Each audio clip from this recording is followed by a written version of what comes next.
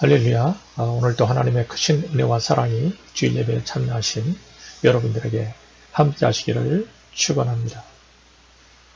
옛날에 광산에서 광부들이 도가스에 중독되어서 질식사하는 사고가 많이 일어났을 때가 있었답니다. 그래서 광부들이 갱도에 들어갈 때는 사람들보다 공기의 질에 민감한 카나리아라는 새를 데리고 갔다고 합니다. 카나리아는 산소가 부족하거나 유독가스가 생기면 금방 생명을 잃기 때문입니다. 만일 카나리아가 살아있으면 광부들은 안심하고 일하지만은 카나리아가 죽으면 곧바로 갱도를 빠져나와서 위험을 피하곤 했다 하는 것입니다. 우리의 신앙생활에도 이 카나리아와 같이 민감한 신앙의 기준이 있습니다. 그것은 예수님을 누구로 생각하느냐 하는 것입니다. 예수님을 진정 나의 구주로 생각하고 예수님과 동행하며 사는가 하는 질문입니다.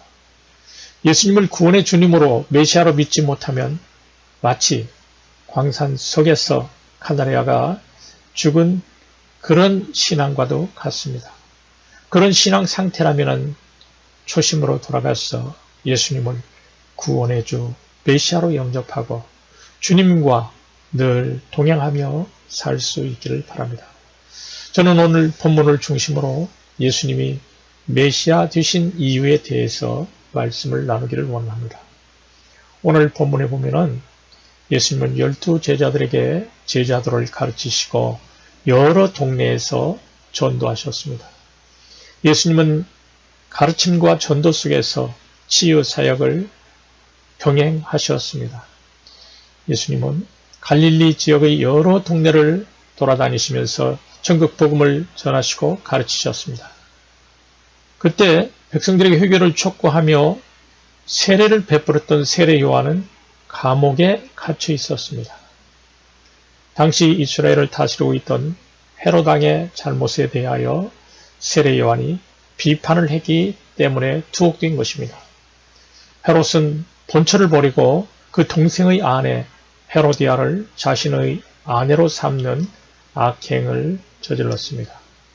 당시 백성들도 헤롯이 잘못을 저질렀다고 생각했었습니다.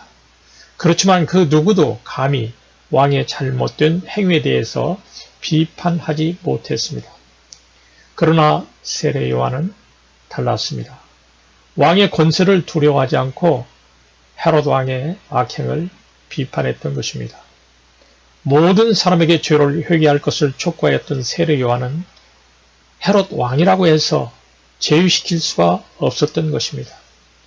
물론 세례 요한은 자신이 그렇게 왕을 비판하면 자신이 핍박을 받을 것이라고도 잘 알고 있었습니다.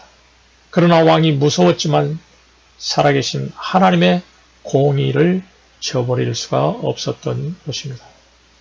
요한은 육체의 생명만을 죽이는 세상 권세보다 육체와 영혼을 함께 멸하시는 하나님을 더 두려워했습니다.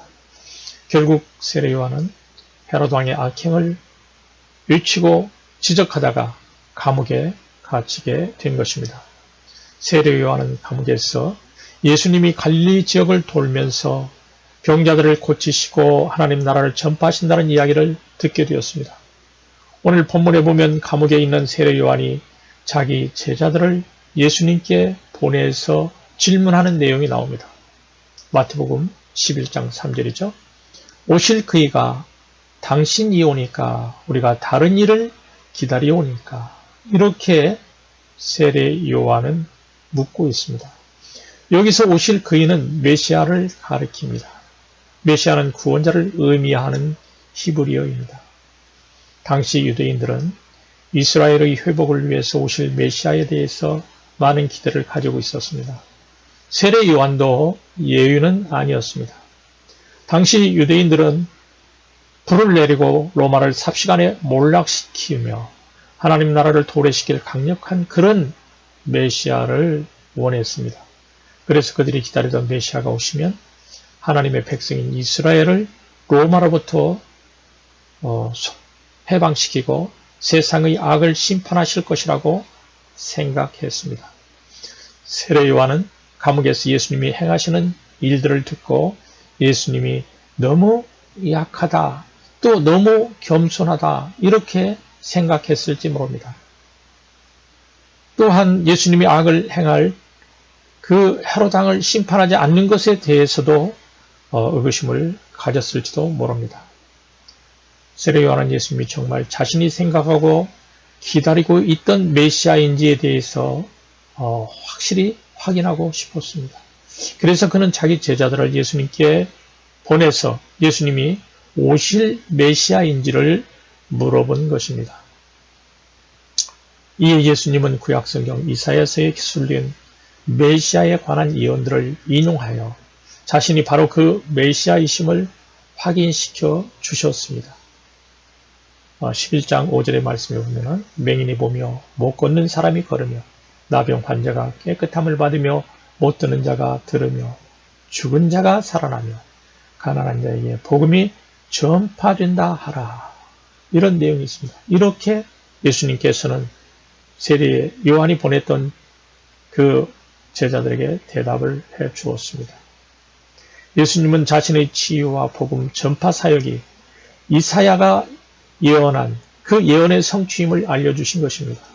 비록 당시 백성들이 가지고 있던 기대에 부합하지 않아도 이스라엘 후복에 대한 이사야의 예언을 성취시키는 분이 맞다는 것입니다.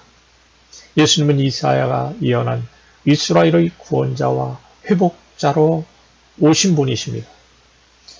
이사야서 35장 5절 이하 61장 1절을 보면은 장차 오실 메시아가 하는 일은 맹인의 눈을 밝혀주는 일과 못 듣는 사람의 귀를 열어주는 일, 저는 자를 걷게 하는 일, 가난한 자에게 아름다운 소식을 전하는 일이었습니다.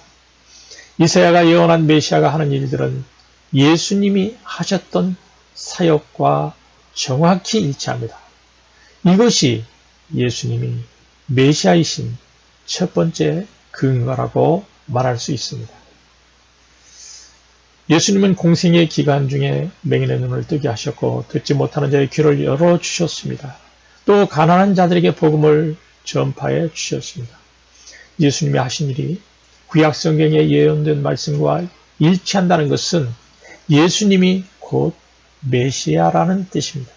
더 이상 의심할 여지가 없다는 말이죠. 누구나 그릇된 메시아관을 가지고 있으면 예수님을 보고 실족할 수가 있습니다. 그래서 예수님께서는 우리 자신이 바라는 대로의 편협된 메시아로 예수님을 바라봐서는 안 됩니다. 스스로 자신만의 기대에 집착하면 예수님을 메시아로 인정하기가 어렵습니다. 자신의 기대에 예수님을 맞추는 것이 아니라 예수님을 중심으로 해서 나의 기대를 재조정해야만 올바른 신앙이라고 말할 수 있습니다. 내가 예수님을 그려내는 것이 아니라 예수님이 나를 그려가시도록 예수님을 신뢰하는 것입니다. 예수님은 인간이 바라는 바대로 역사하시지 않습니다. 예수님은 겸손하게 그리고 조용하게 영혼을 구원하시는 분이십니다. 그래서 예수님은 예수님으로 인해 실족하지 않고 정확한 그 메시아관을 가지고 있게 되면 복이 있다고 말씀하십니다. 예수 그리스도 밖에 있는 사람은 누구나 영적인 맹인으로 예수님을 알지 못하는 사람들입니다.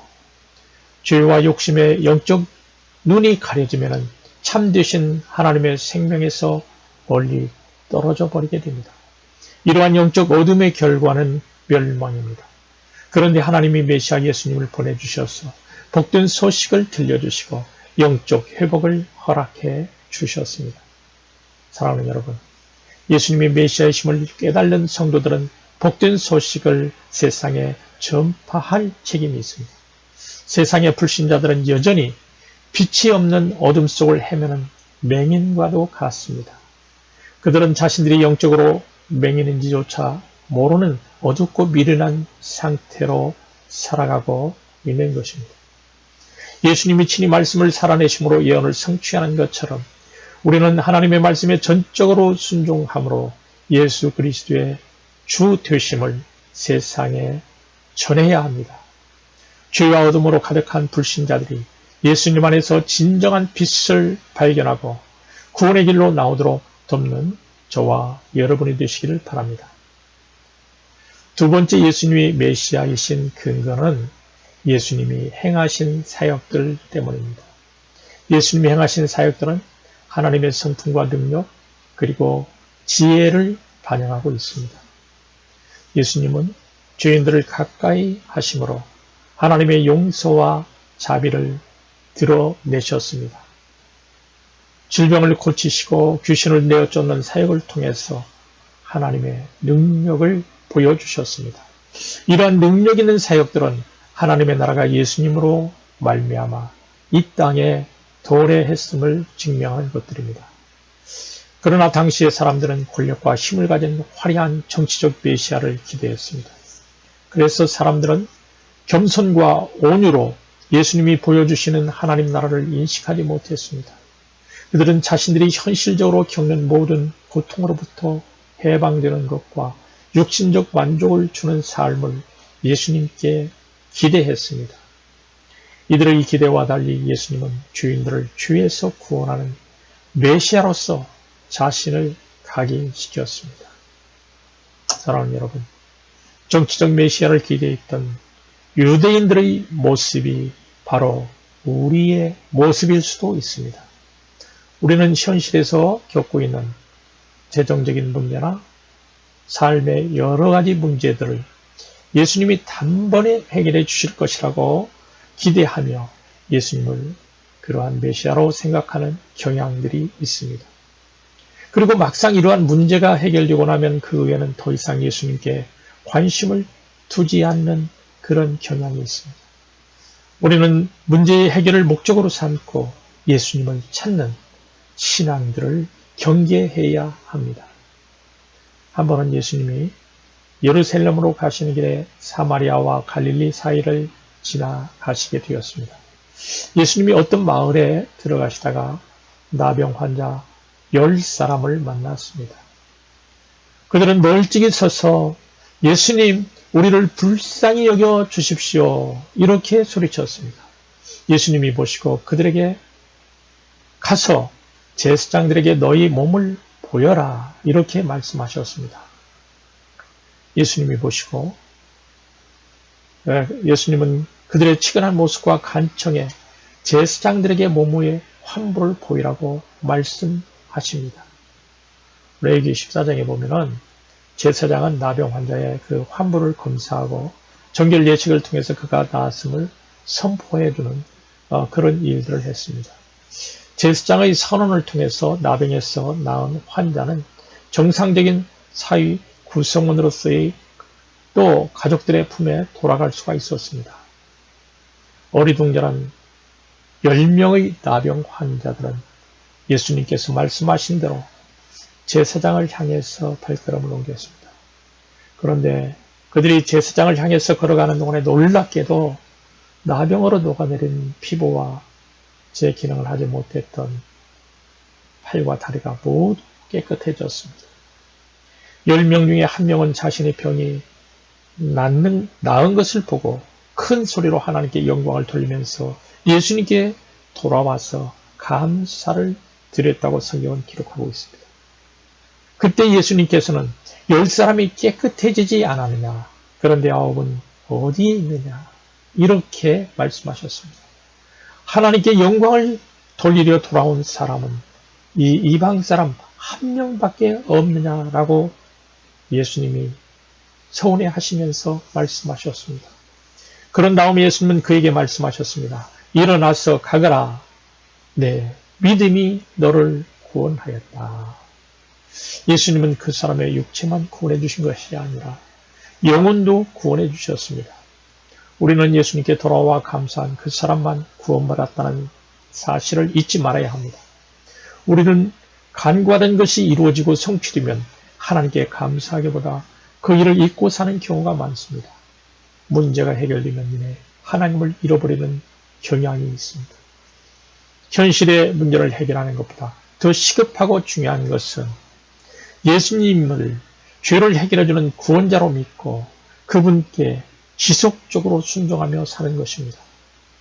예수님의 은혜를 기억하고 감사할 때 또 다른 예수님의 은혜를 기억하고 감사하는 삶을 살게 될 것입니다.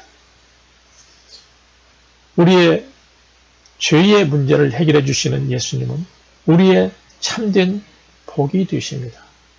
다른 말로 하면 예수님의 가르침과 삶과 십자가 그리고 부활과 관계없는 것들은 우리의 복의 내용이 될 수 없습니다. 우리가 가지고 있는 복의 개념은 다분히 물질적이면서도 순간적일 것일 때가 참 많습니다. 그러나 예수님으로 말미암는 복은 성품적이며 영원한 것들입니다. 여러분, 그 성품적인 복이 무엇일까요?